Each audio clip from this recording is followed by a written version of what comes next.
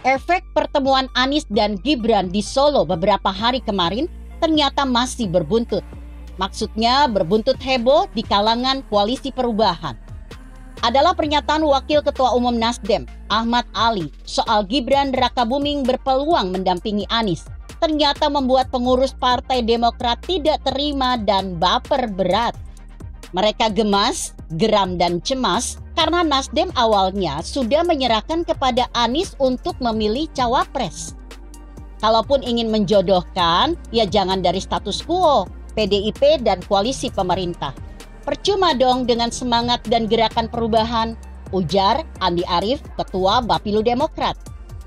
Benar juga, harusnya menjodohkan Anies dengan AHY dong. Gimana sih? Atau dengan Aher, Hara PKS.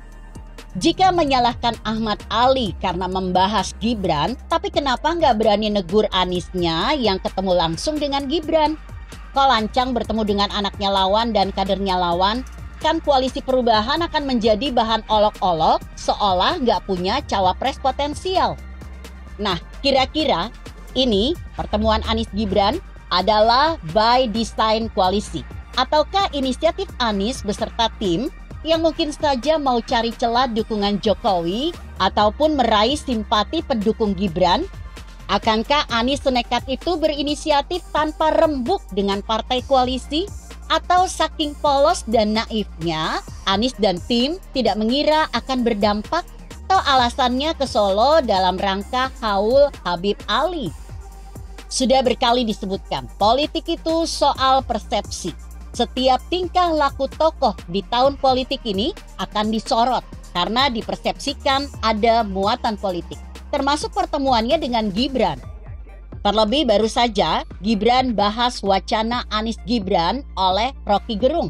Gibran juga kerap posting pertemuan tokoh-tokoh politik di medsosnya. Mengapa? Apakah tidak ada maksudnya? Kalau tidak ada pesan atau maksud, sebuah informasi rasanya aneh jika dipublikasikan. Mending simpan aja di buku harian alias untuk pribadi, tidak dipublikasikan. Ingat, Gibran paling jago bermain medsos. Meski ada operator atau admin, tapi terkait konten, ya jelas Gibran berperan langsung yang menentukan. Rocky Gerung saja sampai bilang, menang banyak dia. Pasca Gibran posting pertemuannya dengan Rocky. Gibran, Kaesang, juga iparnya Bobby paling jago mengelola dan menyajikan konten yang serius tapi dikemas sebagai sesuatu yang bisa diterima pembaca atau netizen, bahkan menjadi hiburan. Pun demikian dengan pertemuan Gibran dan Anies yang juga dia posting, hingga akhirnya memicu kegaduhan tetangga Koalisi Perubahan.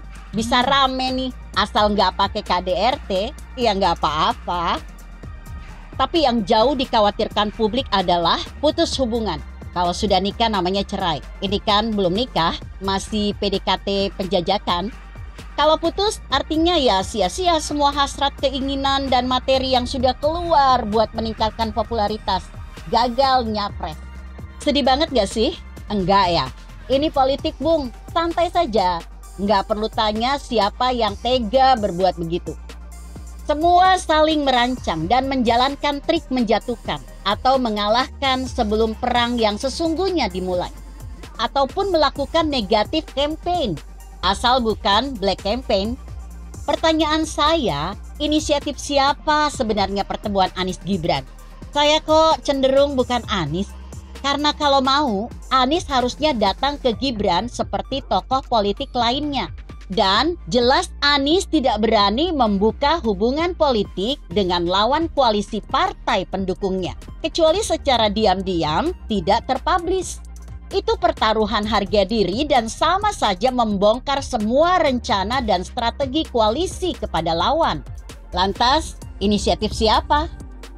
Jika melihat di luar kebiasaan Gibran menemui tamunya di hotel, maka besar kemungkinan ini inisiatif Gibran sendiri. Tentu dapat restu dari senior. Saya tidak ingin mengatakan Gibran cerdas, tapi kok ya Gibran kepikiran seperti itu? Tentu saja pertemuan itu bisa menjadi gosip besar di internal Koalisi Perubahan. Hanya dengan mengunjungi Anies, apa beratnya dan apa ruginya bagi Gibran sendiri sebagai wali kota mengunjungi tamu? Tapi efeknya bisa luar biasa. Sementara pengagum Anies sempat bangga karena Gibran mendatangi Anies.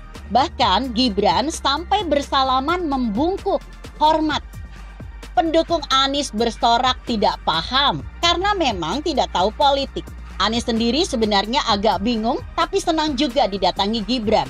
Berharap Jokowi bisa tahu. Yang agak kecut tentu saja Demokrat dan PKS. Sampai gak komen apa-apa waktu itu.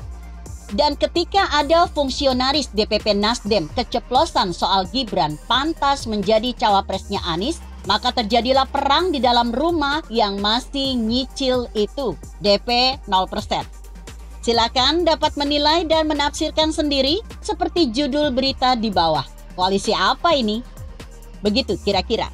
Artikel ini ditulis Agung Wibawanto yang disadur dari redaksi Indonesia.com dengan judul Habis bertemu Gibran, Koalisi Perubahan Ribut.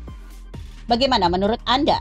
Jika Anda berpendapat lain, tuliskan komentar Anda di bawah ini. Saya Emma Karisma 90.